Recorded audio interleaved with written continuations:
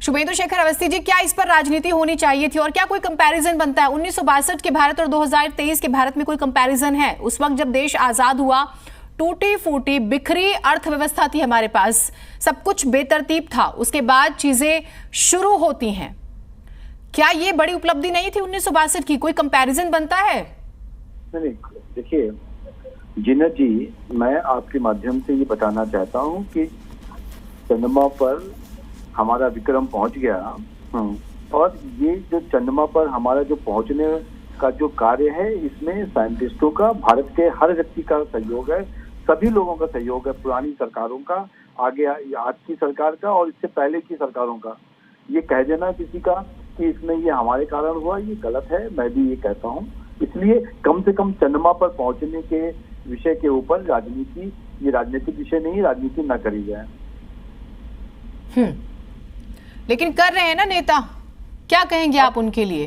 देखो, मैं ये सोच रही हूँ इस पूरे फ्रेम से, किसी भी पॉलिटिकल पार्टी के नेता हो, वो वैज्ञानिक तो गायब ही हो गए, उनके मुद्दे तो गायब ही हो गए, उनकी उपलब्धियां गायब हो गई, उनकी दिन रात की मेहनत गायब हो गई, और नेताओं को लगता है कि वही सब कुछ है। सभी पार्टी के नेताओं में अजीब सा कंपटीशन है, अजीब सी, मतलब क्या ही होड़ मची हुई है। आपको नहीं लगता कि ये खराब है, ये गलत मैसेज देती है? बिल्कुल गलत है। किसी व्यक्ति, कोई पॉलिटिकल पार्टी का कोई भी नेता, किसी भी पार्टी का मैं कह रहा हूँ, कोई भी नेता एक छोटा सा भी रॉकेट नहीं उड़ा सकता। ये सब साइंटिस्टों और टेक्नोलॉजी का विषय है। हाँ, किसी की राजनीतिक क्षमताओं में जब सरकारें होती हैं, कुछ ज्यादा काम हो सकता है। कभी उनको, जिन सरकारों ने इन सब चीजों को ज्यादा प्रमोट किया है, वो थोड़ा सा बेटर परफॉर्म कर पाते हैं। यही थोड़ा बहुत 19-20 का फर्क रहता है। मेरा मानना है चंद्रमा के ऊपर भारत का जो फतह है, उस पर राजनीति ना हो, ये मेरा मानना है। और ऐसा इसी कारण मैं कह रहा हूँ कि इसको राजनीति का विषय नहीं है कि किसके कारण ये चंद्रमा पे पहुंचा। ये उन साइंटिस्टों के कारण पहुंचा चंद्रमा पर, और उन सभी सरकारों के कारण पहुंचा जिन्होंने आज तक भारत पे अपना केंद्र पे सरकार चलाई है। सभी सरकार, कांग्रेस, भाजपा या कोई और। नहीं, मैं तो स्पेशली बार बार अलग अलग तरह से जो स्टेटमेंट्स आ रहे हैं वो पर्सनली भी अजीब से लगते हैं कि क्या ही हो रहा है, क्या ही बातें हो रही हैं। तरुण, क्या आप हैं हमारे साथ में? जीनत, मैं हूं, मौजूद हूं। हाँ, सवाल ले लीजिए आप, अगर कोई सवाल शुभेंदु जी से लेना चाहते हैं। ग्राउंड पर आप सभी नेताओं को सुन रहे हैं, और आपने कल, मैं स्पेशली इस बात को बार बार कह रही हूँ कि कल कुछ बच्चों से आपने बातचीत की थी जो आप भी सरप्राइज थे। मुझे लगता है कि वो जो एक्साइटमेंट था, नेताओं के बयान वो सुनेंगे बच्चे तो सोचेंगे कि क्या है ये लीडरशिप, कैसे हमारे वैज्ञानिकों को इग्नोर करके ये कैसी कैसी बातें कर रहे हैं, वो किसी भी पॉलिटिकल पार्टी के नेता हों। बिल्कुल शुभेंदु जी, मैं ये जानना चाहता हूँ कि देखिए, पुराने प्रधानमंत्रियों के प्रति हर पार्टी सम्मान रखती है। अटल बिहारी वाजपेयी के खिलाफ कभी कांग्रेस पार्टी के बड़े नेताओं की तरफ से कभी कोई एडवर्स कमेंट सामने नहीं आया है, लेकिन बार बार ये देखने के लिए आया है कि पूर्व प्रधानमंत्रियों का जिक्र करते हुए बीजेपी के कई वरिष्ठ नेता आक्रामक तरीके से हमला करते हैं, चाहे वो जवाहरलाल नेहरू हों, चाहे पूर्व की सरकारें हों। आपको लगता नहीं है कि एक स्वास्थ्य राजनीति की परंपराएं, जो एक तारतम्यता होती थी, एक सम्मान होता था, वो लगातार छिन भिन हो रहा है? और देश की जनता के बीच में वैश्विक स्तर के ऊपर जब हम इतनी बड़ी उपलब्धि हासिल कर रहे हैं, तो ये देश के सम्मान को कहीं ना कहीं ठेस पहुंचाता है कि अपनी पुरानी सरकारों के प्रति हम इस तरह की भावना रखते हैं। दोनों चीजें हैं तरुण जी। पहला, चंद्रमा पर इस तरीके का हमारा जो अभियान, पूरा चंद्रयान अभियान रहा है, उस पर कोई राजनीति नहीं होनी चाहिए। वो सबके लिए, भारत के हर व्यक्ति के लिए, हर व्यक्ति मतलब छोटे से लेके बड़े तक, सब व्यक्तियों के लिए बड़ा उत्साह का विषय है, बड़ी अचीवमेंट का विषय है। इसलिए ये राजनीतिक विषय नहीं है। परंतु जब लोग कंपैरिजन करते हैं, कल कोई कह रहा था कि ये आज इसलिए चंद्रमा में पहुंचा कि हमारी 50 साल सरकार रही, तो सिर्फ जवाब भी देना पड़ता है दोनों विषयों के ऊपर लेके। जब कोई इस तरीके का प्रश्न करता है कि यदि हमने इसरो नहीं बनाया होता तो आज चंद्रमा पे पहुंचते, तो जवाब भी देना पड़ता है। तो दोनों चीजों को ध्यान में रखते हुए मेरा ये मानना है कि ये साइंटिस्ट और बहुत सारे जो रिसर्चर्स हैं, उनका योगदान है, इसरो का योगदान है, जिन्होंने बड़ी मेहनत के बाद भारत का मस्तक ऊपर किया है और साउथ पोल पे पहुंचने वाला पहला देश बना भारत। तो हमको कम से कम इस तरीके की राजनीति से दूर रहना चाहिए। नहीं, ये देखिए, अब अगर स्कूल ही नहीं होते तो बच्चे पढ़ते कहाँ पर, ये वाली बात भी होती है। तो अब हम ये देखें कि 1962 में एफर्ट्स नहीं होते, दूरदर्शिता नहीं होती, तो शायद हम इस रफ्तार से आगे नहीं बढ़ पाते। ठीक है, विक्रम साराभाई की बेटी का आज एक इंटरव्यू मैंने पढ़ा सुबह एक अखबार में, मल्लिका साराभाई, उन्होंने पता है क्या कहा? उन्होंने ये कहा कि विक्रम साराभाई जो है वो ये सोचते थे कि हम चांद पर भी अगर पहुंच रहे हैं ना, तो उसके पहुंचने का मकसद ये है कि हम ये जान पाए कि धरती कितनी सुंदर है, उसे कैसे सुंदर बनाना है। लेकिन अफसोस की बात यह कि हम चांद पर पहुंचे मगर धरती पर ऐसे लड़ रहे हैं। डॉक्टर अनित सिंह है हमारे साथ कांग्रेस पार्टी की तरफ से। अनित जी, क्या बात है, क्रेडिट की लड़ाई शुरू कर दी, 24 घंटे भी नहीं हुए हैं? जीनत जी, आपके दर्शकों के माध्यम से मैं देशवासियों को बधाई देना चाहता हूं कि जिस तरीके से चंद्रयान 3 ने बुलंदी के झंडे गाड़ दिए हैं, जो साउथ पोल पर पहली बार कोई दुनिया से कोई एक देश वहां पे लैंड किया है, उसका पहला देश का नाम भारत है। ये हमारे लिए बहुत गौरवान्वित करने वाला क्षण है और इसको किसी भी तरीके से राजनीति के अखाड़े में नहीं खींचा जाना चाहिए।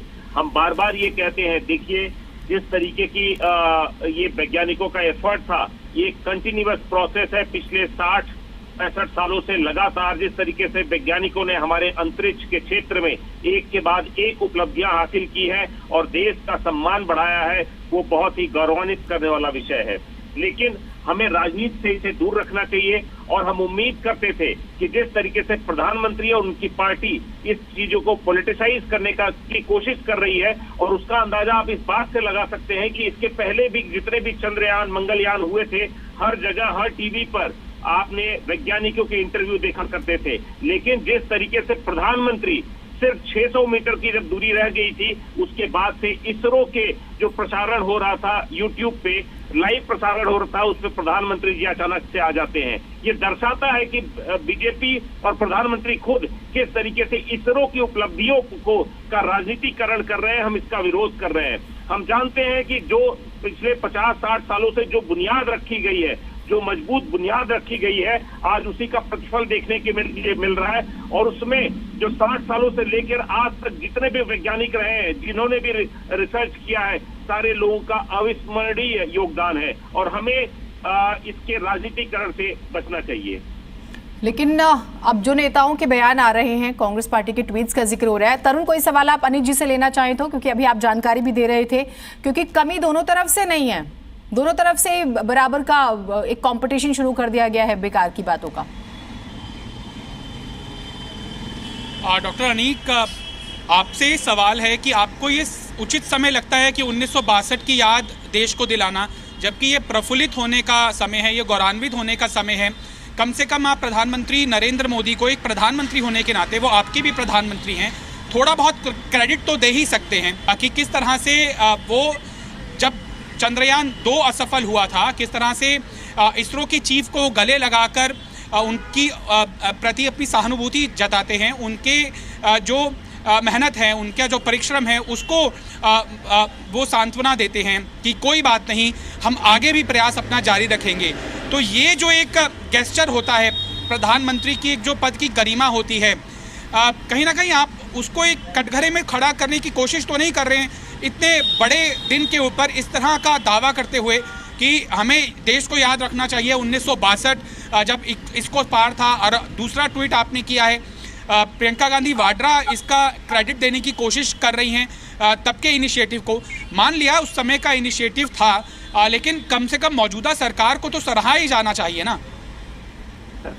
जी, मैं बिल्कुल आपकी बातों से सरोकार रखते हुए ये मैं बताना चाह रहा हूँ कि ये जो उपलब्धि है किसी एक वर्ग विशेष, किसी एक राजनीतिक दल के बजाय ये पूरे देश को गौरवान्वित करने वाला क्षण है। और प्रधानमंत्री, आज की जो प्रधानमंत्री है वो किसी पार्टी या किसी दल के नहीं है, वो हमारे भी प्रधानमंत्री है और ये हमारे लिए गौरव करने वाला क्षण है। लेकिन जब जो आप जिस ट्वीट की बात कर रहे हैं, वो ट्वीट को बताया गया था कि जिस तरीके से दूरदर्शी सोच के तहत 1962 के भारत में, जब उस समय देश अपनी आजादी की लड़ाई के बाद से अपने बुनियादी ढांचे पर खर्चा कर रहा था, उस समय ऐसी सोच रखने को एक प्राथमिकता दी गई है उस ट्वीट के तहत। और मैं आपके माध्यम से बता देना चाहता हूं कि जिस तरीके से आज देश का गौरव बढ़ रहा है, हम बेशक हम किसी को क्रिटिसाइज नहीं कर रहे हैं, लेकिन जो 1962 में बुनियाद रखी गई है, उसके बाद जितने भी सक्सेसिव प्राइम मिनिस्टर्स रहे हैं, चाहे जितने भी साइंटिस्ट रहे हैं, ये सबके लिए एक गौरव का क्षण है। लेकिन उसके साथ हमको ये बताना चाहते हैं कि जिस तरीके से प्रधानमंत्री इसको क्रेडिट लेने की कोशिश करते हैं, हम उसका पॉलिटिसाइजेशन का विरोध करते हैं। आपने अभी एक उचित बात कही है, और अब हम एक राजनीतिक पार्टी होने के नाते एक सवाल पूछते हैं कि इसरो बजट है उसको 8% स्ट्रिंग कर दिया गया है पिछले साल के बजट। ठीक है अनिल जी, ये आपने ये देखिए, बजट पर तो बहस जरूरी है, बजट पर बहस बहुत जरूरी है। हम बाकी मुल्कों के मुकाबले का जिक्र करते हैं, और मैं देख रही थी डॉलर में, मैं ये आंकड़ा बता देती हूँ स्पेशली। चीन की जब हम बात करते हैं 11.94, अब अगर डॉलर में समझे इनका बजट रहता है, और भारत का 1.96, तो ये कितनी हैरानी की बात है, कितना ही ज्यादा इस पर काम करने की जरूरत है। और आंकड़े जो हैं वो करोड़ डॉलर में है, यानी कि 11.94 करोड़ डॉलर और भारत का 1.96 करोड़ डॉलर। थोड़ा सा इस पे समझने की।